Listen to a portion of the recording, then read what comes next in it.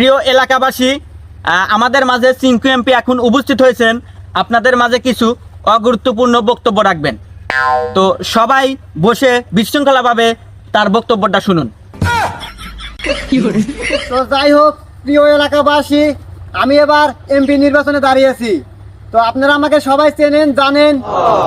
আমাকে অনেক টিভিতে দেখেছেন, অনেক খবরে দেখেছেন, এবং কি টিকটকেও দেখেছেন। কি দেখেন না আপনারা? আমাকে চেনেন না আপনারা?